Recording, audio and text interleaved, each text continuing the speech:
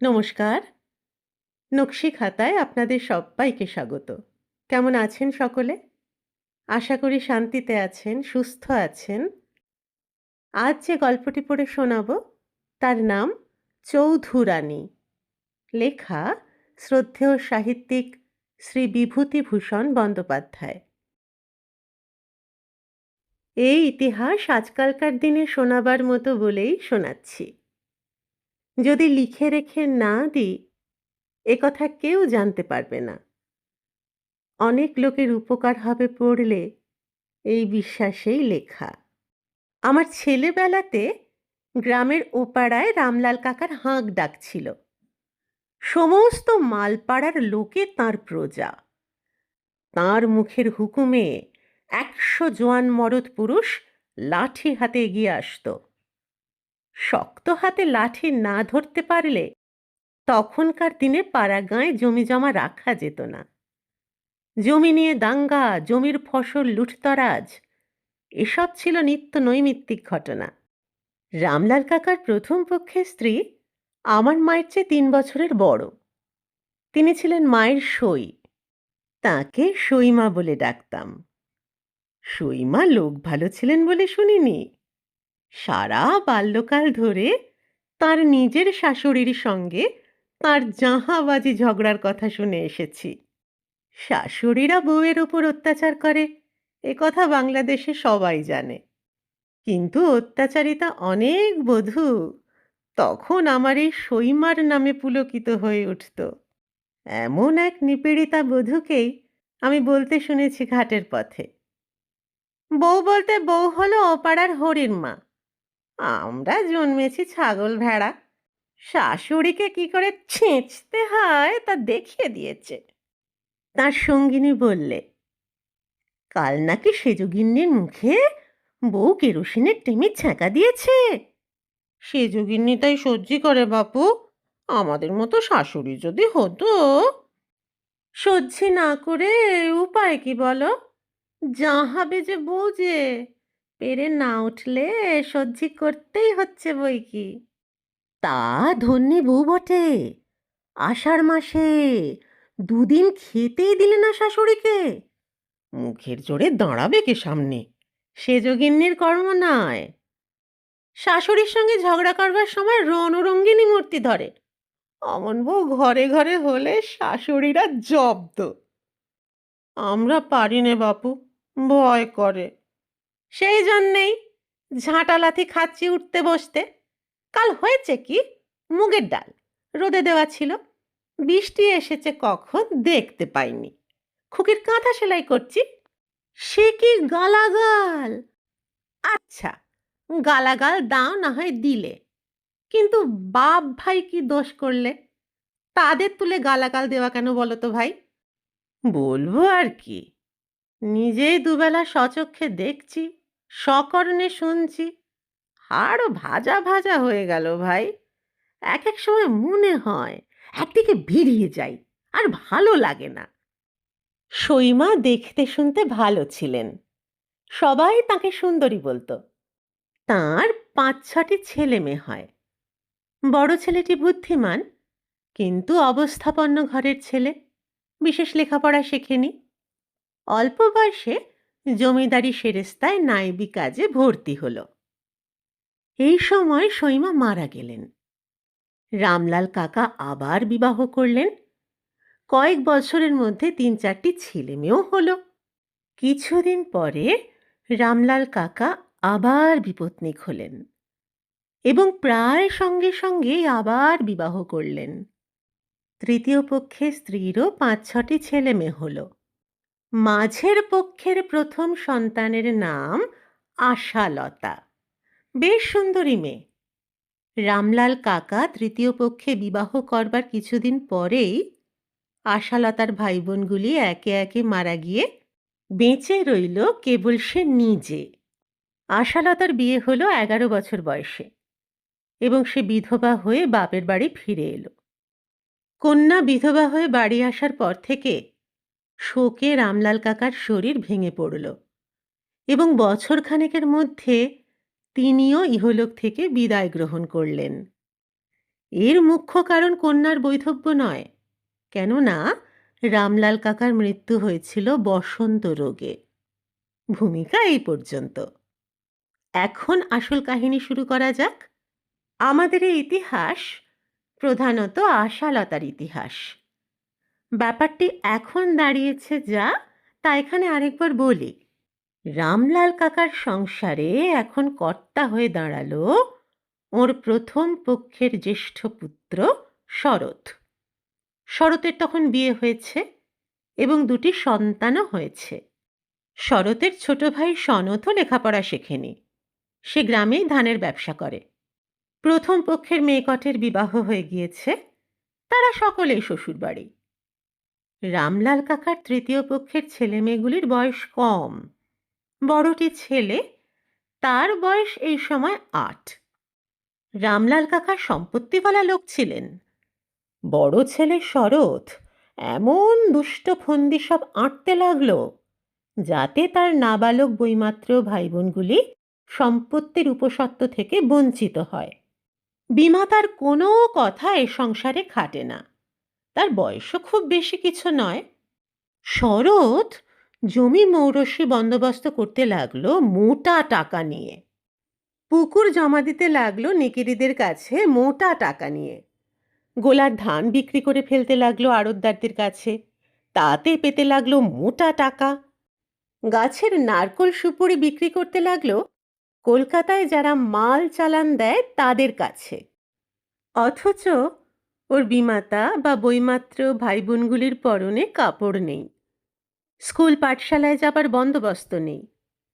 যা টাকা পাওয়া যাচ্ছে ওরা তো তার ন্যায্য অংশীদার। অথচ শরৎ বা সনদ সে চিজ নয়, সোজা পথে হাঁটার অভ্যেস তাদের নেই। বিমাতা মুখ ফুটে কিছু বলতে সাহস করেন না নিজের চেয়ে বেশি বয়সের সৎ ছেলের কাছে।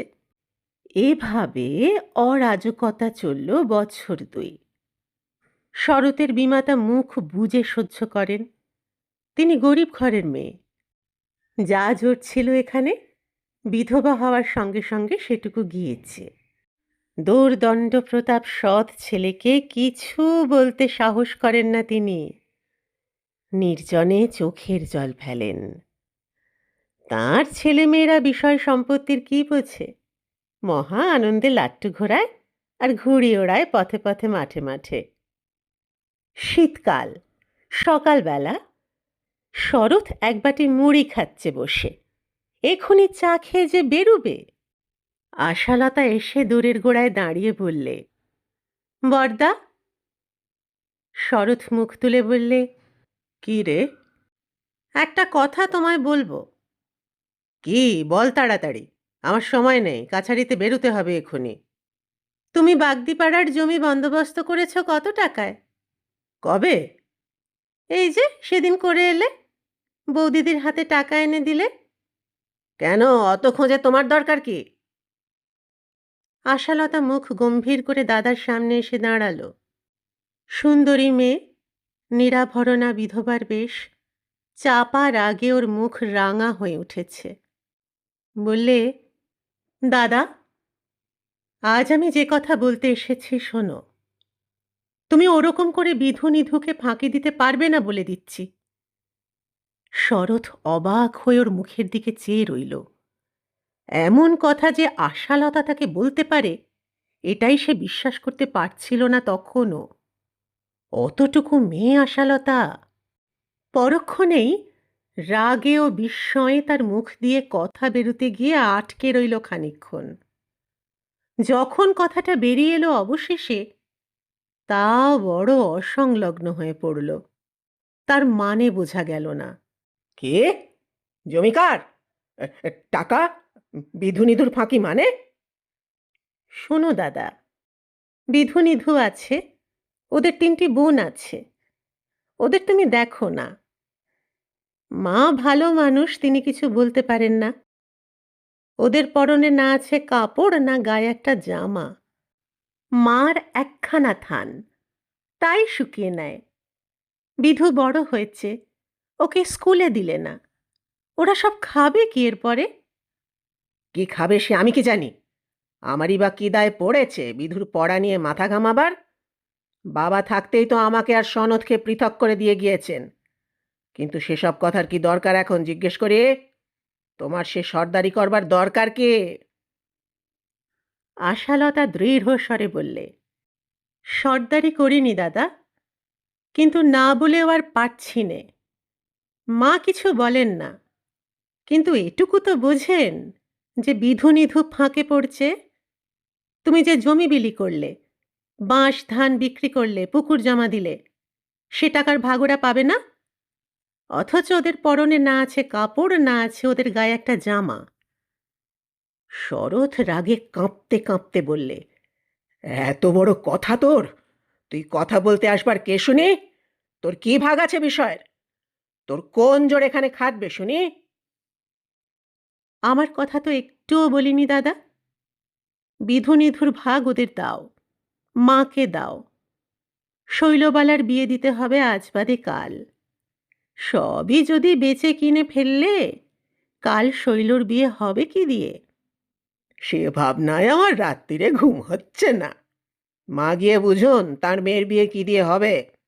আমার তাতে কি? এই কথা তোমার উপযুক্ত হলো দাদা? শৈলর বিয়ে না হলে কার মুখ হাসবে? মার না তোমার? লোকে বলবে, অমুকের বোনের বিয়ে হলো না, ধুমসি করে ঘরে রেখেছে।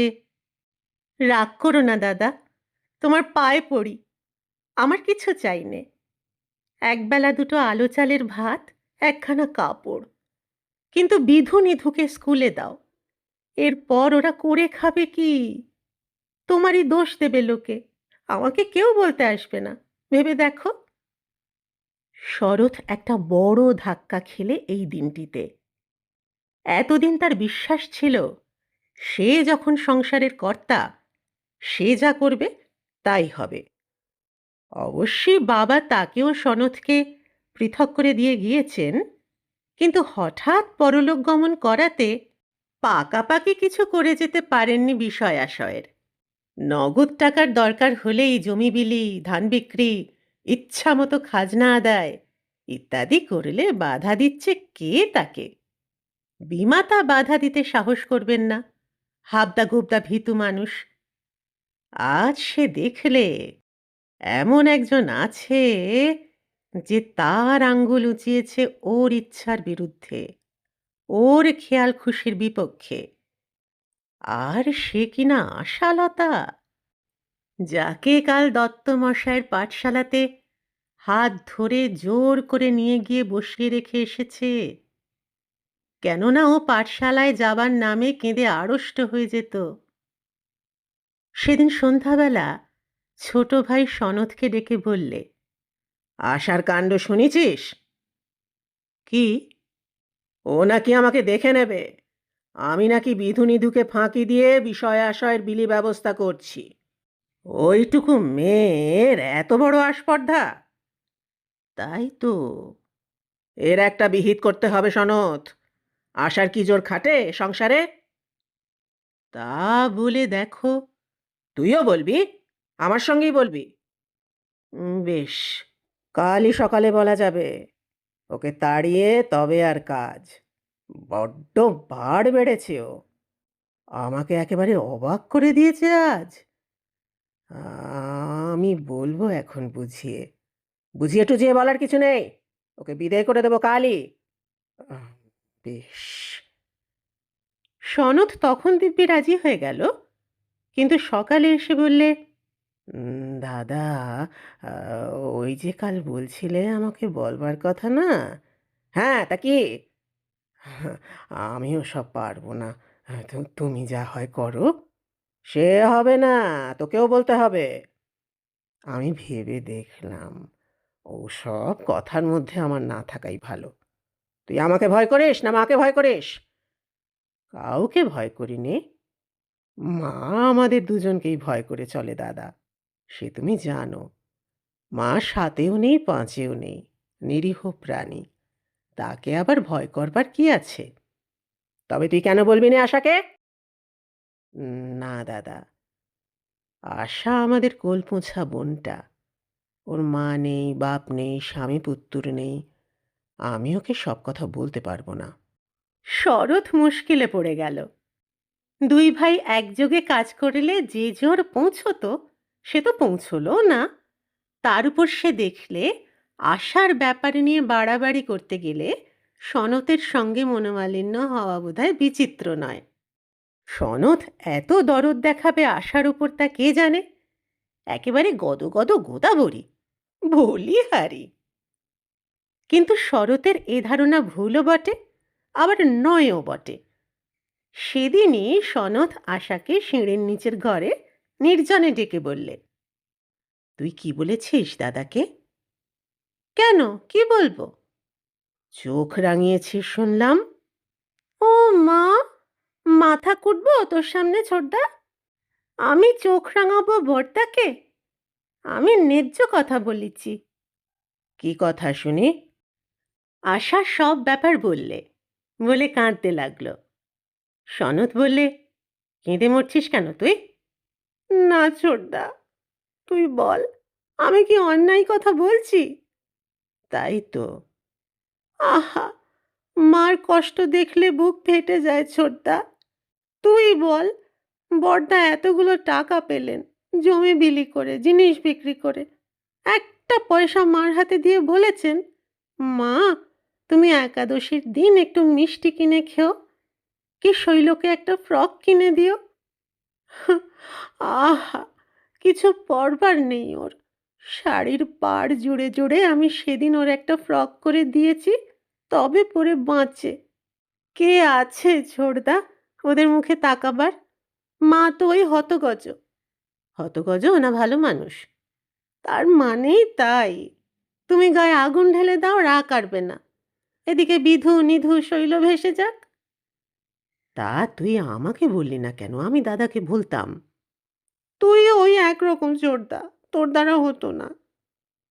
সনৎ আশাকে যতই স্নেহ করুক, সে বেশি দিন বাঁচেনি।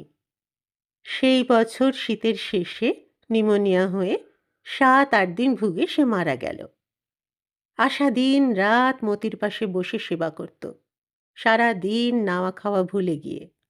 মজুমদার গিন্নির মুখে আমি কথা শুনেছি, কারণ সে সময় দেশে থাকতাম না। মজুমদার গিন্নি যার খুঁত ধরতেন না, সে সত্যিই একজন বুদ্ধ বা খ্রিস্ট।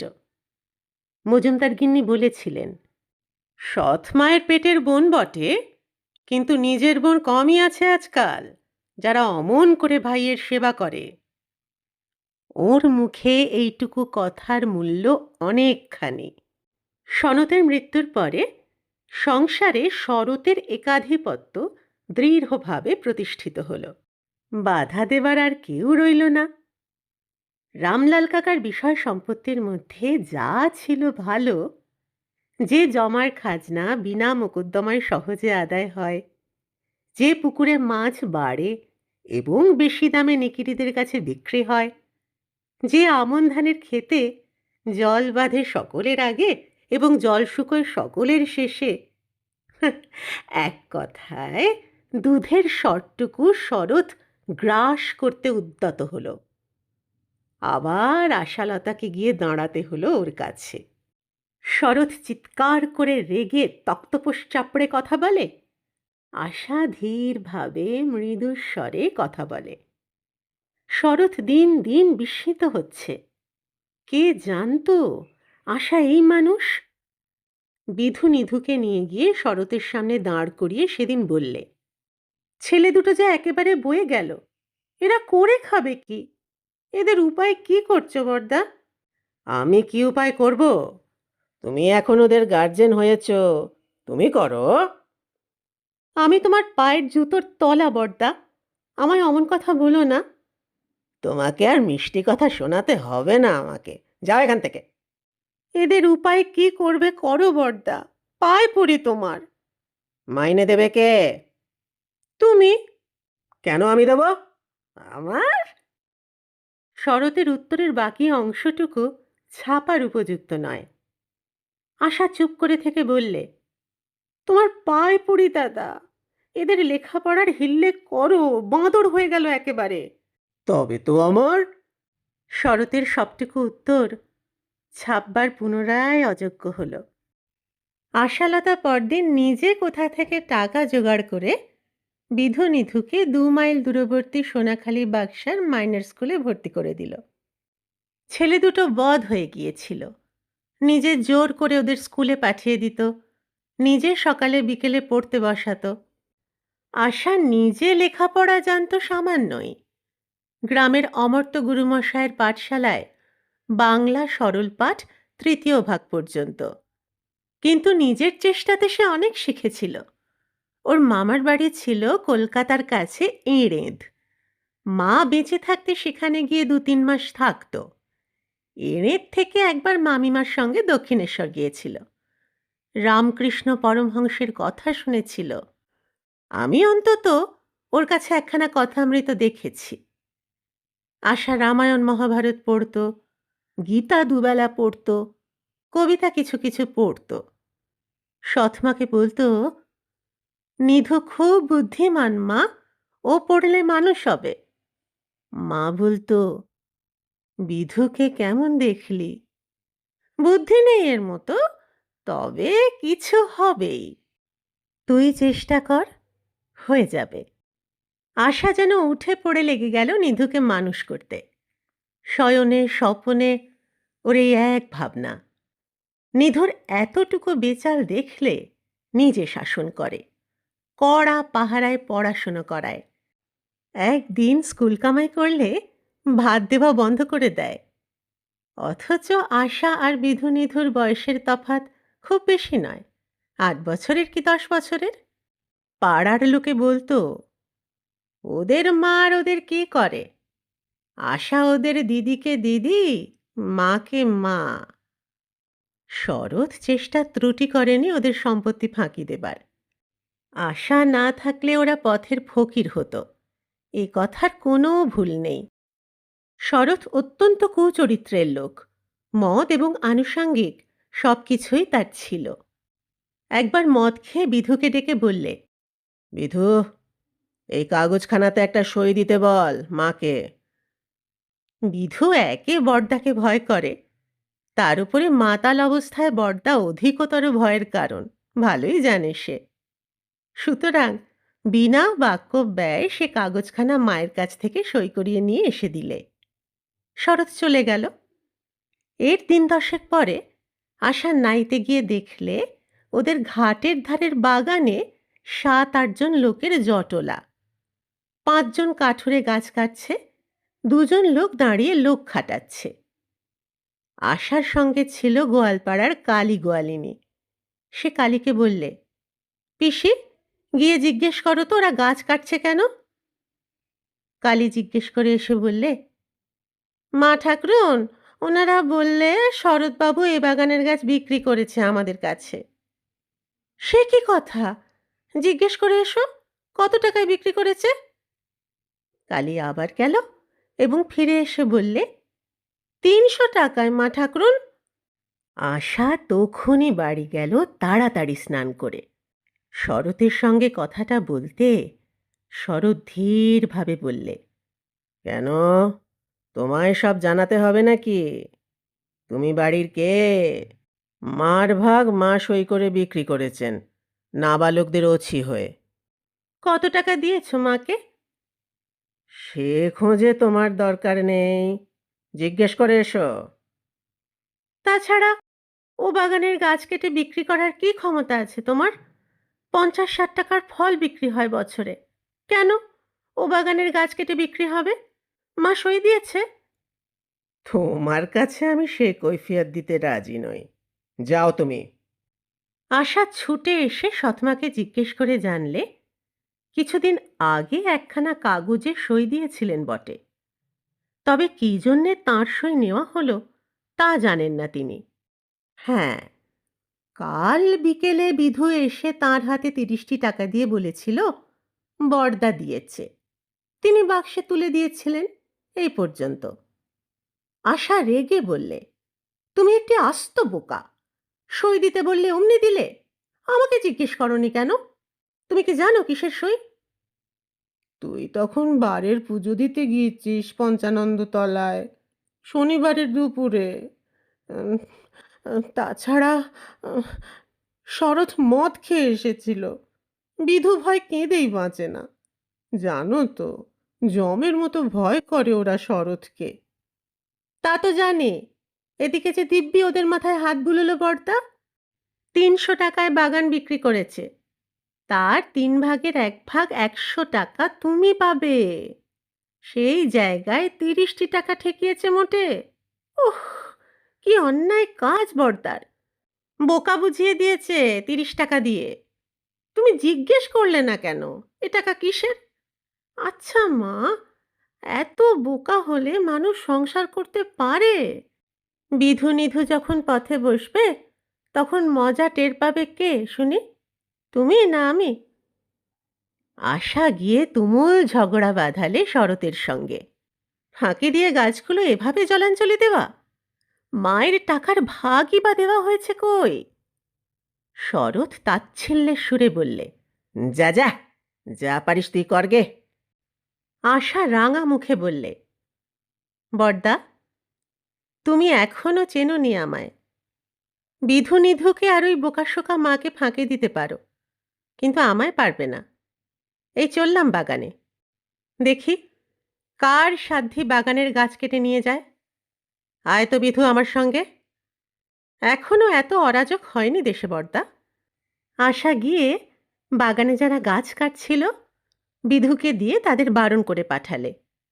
গাছ বিক্রি করা হয়নি বিধুদের অংশের, বাগানের গাছে কেউ যেন হাত না দেয়। আশার চেহারার মধ্যে এমন কি একটা জিনিস ছিল, সকলে সমীহ করে চলত। তারা টাকা দিয়ে দলিল লেখাপড়া করে নিয়েছিল আগেই, তবুও আশার কথায় গাছ কাটা বন্ধ করলে। শেষ পর্যন্ত শরতের কাছ থেকে টাকা ফেরত নিয়ে চলে যেতে বাধ্য হলো তারা। এইসব ব্যাপারে শরৎ ক্রমে আশার মহাশত্রু হয়ে উঠল। ওর ওপরে নানা নির্যাতন শুরু হলো। এমনকি বড় ভাই হয়ে বোনের নামে হীন কুৎসা রটাতেও দ্বিধা করলে না। আশা শরতের কাছে গিয়ে বললে, বড়দা, তুমি আমার নামে গাঙ্গুলি কাকার কাছে এসব কি বলে এসেছ? শরৎ মন দিয়ে হাঁসের পেনের ডগা কাটছিল। শরতের স্ত্রী সামনে দাঁড়িয়ে চায়ের পেয়ালা হাতে। শরৎ ওর দিকে চেয়ে ভুরু কুঁচকে বললে, কেন এখানে এসেছিস? বলবো না? তুমি বড্ড সতী, তা আমার জানতে বাকি নেই। কেন, কি করেছি আমি? শরতের উত্তর ছাপাবার অযোগ্য। আশা মুখ ফিরিয়ে শরতের স্ত্রীর দিকে চেয়ে বললে, শুনলে তো বৌদিদি বড়দাদার কথা? শরতের স্ত্রী স্বামীকে অনুযোগের সুরে বললে, কি যে বলো, অত বড় সমত্ব বোনকে ওইসব। শরৎ দাঁত খিঁচিয়ে বললে, তুমি চা দিয়ে চলে যাও দিকি, নিজের কাজ দেখো গে। শরতের স্ত্রী চোখের ইশারায় আশাকে চলে যেতে বলে সেখান থেকে সরে গেল। আশা সে কথা শুনলে না। দুজনে ধুমধুমার ঝগড়া বেঁধে গেল। পাড়ার লোকে উঁকি ঝুঁকি মারতে লাগলো। আশাকে অনেক অপমানজনক কটূক্তি শুনতে হলো শরতের মুখে। শেষ পর্যন্ত শরতের স্ত্রী হাত ধরে সেখান থেকে টেনে নিয়ে গেল। আশার চোখ দিয়ে জল বেরিয়ে গিয়েছিল। আঁচল দিয়ে চোখ মুছতে মুছতে বললে, দেখো দিকি বৌদি, কি সব কথা যে উনি বলেন। শুনছিলে তো বৌদিদি, আমি নাকি। তুমি ও বাড়ি চলে যাও ঠাকুরঝি, কেন মিথ্যে অপমান হওয়া? আমি কি বলবো বলো, আমার বলবার জো নেই কিছু, সবই জানো। খিড়কি দরজা দিয়ে চলে যাও। কিছুতেই কিন্তু আশাকে দমানো গেল না। সে ডানা দিয়ে আগলে রেখে দিলে বিধু নিধু শৈলকে নয় শুধু, তাদের মাকে পর্যন্ত। যদিও ওর মা তার চেয়ে বয়সে অনেক বড়, গ্রামের লোকে আশাকে শ্রদ্ধার চোখে দেখত। অনেকে অনেক রকম সাহায্য পেত আশার কাছ থেকে। কারো আঁতুড়ে রাত জাগতে হলে আসা, কোনো যজ্ঞী বাড়িতে রান্না করতে আসা, কারো বাড়ি থেকে পুরুষ অভিভাবক বিদেশে যাবেন, সে বাড়িতে ২-৪ দিন শুতে হলে আসা, কারো বাড়ির ডাল বেটে দেবার সময় আসা। সারা গাঁখানার যে কোনো বিপদে আশাকে সবাই স্মরণ করবে এবং পাবেও। পাবে ঠিকই, ঘড়ির কাঁটার মতো পাবে। কখনো নিরাশ করেনি কাউকে। সেবার বৃদ্ধ বেনি হালদার ওকে বললেন, দিদি, একটা উপকার করতে হচ্ছে। রাতে কষ্ট পাচ্ছি, একটু দুধ পেলে খেতাম। দুধ পাওয়া যায় না, আমি গরিব, আমায় কেউ দেয়ও না। ছনু বৈষ্ণবের গায়ে দুধ দিচ্ছে। তুমি গিয়ে বলে কয়ে যদি 1 পোয়া করে দুধ দৈনিক যোগান দেওয়ানোর ব্যবস্থা করতে পারো। দাদু, আপনার ভাত রেঁধে দেয় কে? জম। কে দেবে দিদি? এ গাঁয়ে কি কেউ কারো দিকে তাকায়? তোমার দিদি মারা গিয়েছে আজ 6 বছর। এই 6 বছরই হাঁড়ি ঠেলছি। ছেলে নেই, মেয়ে থাকে শ্বশুর বাড়ি। আমি না রাঁধলে রাঁধবে কেডা? আমি যদি রেঁধে দিই খাবেন দাদু? যতদিন আপনার বাত না সারে রেঁধে দিলে খাবেন? খাবো, খেয়ে বটতে যাব, 2 হাত তুলে নাচবো, মনে করব শ্রীক্ষেত্তরের মহাপ্রসাদ খেলাম। কেন, এ কথা বললি কেন দিদি? আমার নামে নানা রকম রটনা রটেছে কিনা গায়ে, বড়দা রটিয়ে বেড়াচ্ছে। আমার মায়ের নামে যদি রটনা রটতো, তবে আমি তার হাতে খেতাম না? মাস 2, অর্থাৎ সেবার গোটা শীতকাল ধরে রোজ সকালে এসে বুড়ো বেনিহালদারের রান্না করে দিত আশা। ফলে সেই শ্রাবণ মাসেই যখন বেনিহালদার মারা গেলেন, তখন নিষ্কর ব্রহ্মোত্তর সম্পত্তি থেকে 2 বিঘে আমন ধানের জমি তিনি আশার নামে উইল করে দিয়েছেন শোনা গেল। এ নিয়ে মোকদ্দমা সৃষ্টি হয়েছিল। বেনিহালদারের জামাই এসে বললে, ও উইল জাল, সব সম্পত্তি তার ছেলের প্রাপ্য। আশা কে, যে তাকে সম্পত্তি দিয়ে যাবেন তার শ্বশুর?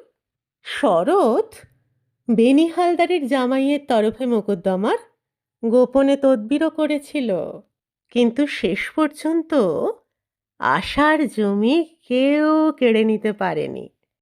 বিধুর লেখাপড়া যেটুকু হয়েছিল তা আশার চেষ্টা ও উৎসাহের ফলেই। নিধু লেখাপড়ায় খুব ভালো, ম্যাট্রিক পাশ করলে বেশ ভালোভাবে। ইদানিং শরৎ সম্পূর্ণভাবে পৃথক হয়ে গিয়েছিল। এদের সম্পত্তিতে হাত দিতে সাহস করত না, আশাকে ভয় করত। সেই শরতের বউ যখন মারা গেল, আশা গিয়ে শরতের সংসারে বুক দিয়ে পড়ল। ওর ছোট ছোট ছেলে মেয়েদের দেখাশুনো, রান্না করে খাওয়ানো, সব কিছু করত আশা। অবশ্যই বেশি দিন করতে হয়নি, কারণ দ্বিতীয়বার বিবাহ করতে শরৎ 3 মাসের বেশি দেরি করেনি। আশা চোখের জল ফেলে বলেছিল, বৌদিদির যে কি গুণ ছিল তা কেউ জানত না, আমি জানতাম। বড়দার ভয়ে জুজু হয়ে থাকতো বেচারি। নিজের ইচ্ছেতে কিছু করবার কি তার উপায় ছিল? অমন বউকে বড়দা চিনতে পারলে না। 2 দিন যেতে তর সইল না, অমনি বিয়ে করে নিয়ে এলো। মাঘ মাসের শেষ, আশা শরতের বাড়ি গিয়ে বললে, বড়দা, তোমায় যেতে হবে একবারটি। কোথায় যাব? বিধুর বিয়ের জন্য হাঁটাহাঁটি করছে সাতবেড়ের দুঃখীরাম চৌধুরী। একবার গিয়ে মেয়ে দেখে এসো। আমি যাব? তবে কে যাবে বলো? তুমি আমাদের মাথার মণি, বংশের বড় ছেলে, আমাদের সকলের অভিভাবক। তুমি যা ঠিক করবে ওর বিয়ের বিষয়, তাই হবে। যাও, গিয়ে দেখে এসো বড়দা। শরৎ খুশি হয়ে মেয়ে দেখে এসে সব ঠিকঠাক করলে বিয়ের ব্যাপারের।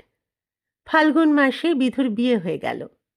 বৈশাখ মাসে সরাটি ফুলসারার 5 আনি জমিদার বাড়ি থেকে নিধুর বিয়ের সম্বন্ধ এলো। কেননা নিধু ভালো ছেলে, সেবার আইয়ে পরীক্ষা দেবে। আশা আবার গিয়ে শরৎকে ধরলে।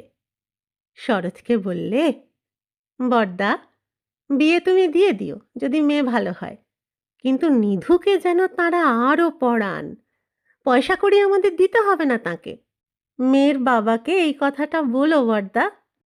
নিধুর বিয়ে হয়ে গেল এখানেই। ওরা নিধুকে বিয়ে পড়াবার খরচ দিতে লাগলো। যেবার নিধু বিয়ে পাশ করে শ্বশুরের যত্নে এমএ আর আইন পড়তে ভর্তি হলো ইউনিভার্সিটিতে, আশা সেবার খুব অসুখে পড়ল। ভাদ্র মাসের শেষ, খুব বর্ষা। নিধু কলকাতায়, বিধু মিরপুরের জমিদারি কাছারিতে কাজ করে, সস্ত্রীক সেখানেই থাকে। বাড়িতে কেবল বিধুর মা আর ওদের সকলের ছোট অবিবাহিতা বোন দুলা। আশা ডাক্তার ডাকতে দেবে না। বিধু সামান্য রোজগার করে, ডাক্তারের খরচ পাবে কোথায়? এমনি সেরে যাবে। রোগ হঠাৎ বেঁকে দাঁড়ালো। দুলা দৌড়ে গিয়ে শরৎকে ডেকে নিয়ে এলো। শরৎ এসে বললে, কি হয়েছে মা? আশার নাকি অসুখ? ওদের মা কেঁদে বললে, বাবা শরৎ, তুমি বাঁচাও আমার আশাকে। ও আমার মেয়ে নয়, ও বিধু নিধুদের মা। আমি তো মিথ্যে মা হয়েছিলাম। কি করলাম কার? ওই করেছে সব। সর্বস্ব বিক্রি করে দাও, আমার মাকে বাঁচিয়ে তোলো। দুপুর থেকে মা আমার অজ্ঞান হয়ে আছে। 5, 5.5 জ্বর। লোক চিনতে পারছে না, বিছানা হাতড়াচ্ছে। এসব 8-10 বছর আগেকার কথা। বিধু এখন চালের কল আর আড়ত করে অবস্থা ফিরিয়ে ফেলেছে। নিধু ডেপুটি ম্যাজিস্ট্রেট, বারাসতে পরিবার নিয়ে আছে সম্প্রতি। বড়দিদির কথা বলতে বলতে এখনো ওদের চোখ দিয়ে জল পড়ে। আশার স্মৃতি আমাদের গ্রামের আকাশ বাতাস ছেয়ে আছে। এখনো সকলে বলে, সৎ বোন হলেই কি খারাপ হয়, না সৎ মা সৎ ভাই হলে খারাপ হয়? আশাকে দেখেছ তো? গল্পটি শেষ হলো। কেমন লাগলো জানাবেন। যদি ভালো লাগে চ্যানেলটি সাবস্ক্রাইব করে আমার পাশে থাকবেন। নকশি খাতাকে আপনার নিজের করে নেবেন। সকলে খুব ভালো থাকুন, আনন্দে থাকুন, সুস্থ থাকুন, পরিবারকে নিয়ে শান্তিতে থাকুন। শিগগির দেখা হচ্ছে আরেকটি গল্প নিয়ে। আজ আসি।